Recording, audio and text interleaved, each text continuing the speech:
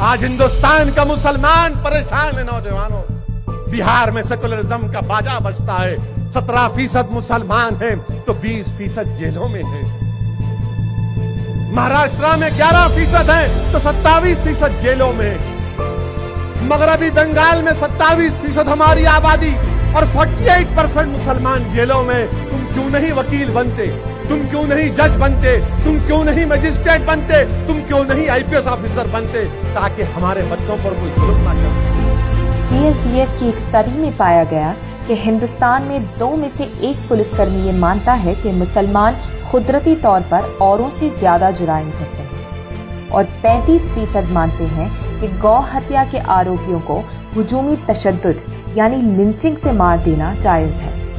4 میں سے 3 کو لگتا ہے کہ پولیس والوں کا کرمنلز پہ تشدد جائز ہے.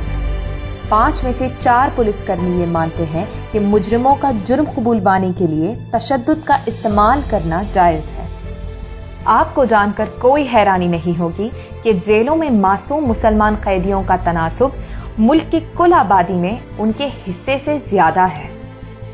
2018 میں CSDS نے اپنی ایک رپورٹ میں یہ جاننے کی کوشش کی کہ الگ الگ بھارتیوں کا پولیس کی طرف کیا رویہ ہے.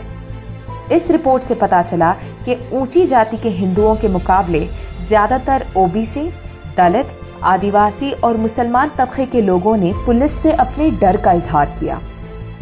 اس ملک کے جیلوں میں موجود قیدیوں کی آدھی سے زیادہ تعداد مسلمان، دلت اور آدیواسیوں کی ہے، جبکہ یہ طبقات کل آبادی کے صرف 39% ہے. ہندوستان کی جیلوں میں مسلمان انڈر ٹرائلز کی آبادی قریب 19% ہے. انڈر ٹرائلز کا مطلب ہے ایسے قیدی جو جیل میں ضرور ہیں لیکن کورٹ نے انہیں ابھی تک قصوروار نہیں بتایا ہے. قانون کی نظر میں ہر انسان تب تک بے قصور ہے جب تک کسی عدالت نے اسے قصوروار نہ بتایا ہو. چلیے ہم یہ تو توقع کر ہی سکتے ہیں کہ ہر برادری کے قصوروار اور انڈر ٹرائل قیدیوں کی آبادی کا تناسب برابر ہونا چاہیے، کیونکہ اگر ایسا نہیں ہے تو یقیناً یہ پولیس کے ذریعے ان برادریوں کی طرف بھید بھاو پورن رویے کا ثبوت ہے. لیکن اوروں کے مقابلے انڈر ٹرائل مسلمان قیدیوں کی تعداد قصوروار قیدیوں سے کئی زیادہ ہے. UAPA اور NSA جیسے ظالم قانونوں کے تحت پولیس کے پاس بنا ثبوت کی گرفتاری اور قید کرنے کے وسیع اختیارات ہیں. ہم نے اس کے استعمال سے کئی معصوم نوجوان مسلمانوں کو جھوٹے مقدمات میں پکڑے جاتے ہوئے دیکھا ہے. لیکن یہ یہیں ختم نہیں ہوتا. اصلیت میں مسلمانوں کو پولیس اور کرمنل جسٹس سسٹم کے آگے مستقل ذلیل کیا جاتا ہے. دہشت گردی کے جھوٹے الزام میں گرفتار کیے گئے معصوم مسلمانوں کو کئی سالوں تک جیل میں قید رکھا جاتا ہے.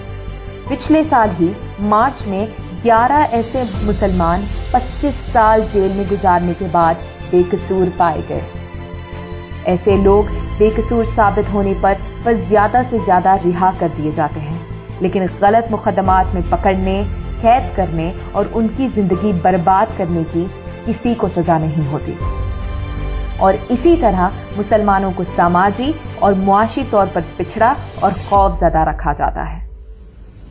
پولیس نے سالوں سال اپنی قانونی طاقت کا غلط استعمال کر کے نوجوان مسلمان لڑکوں کی زندگیاں برباد کی ہیں.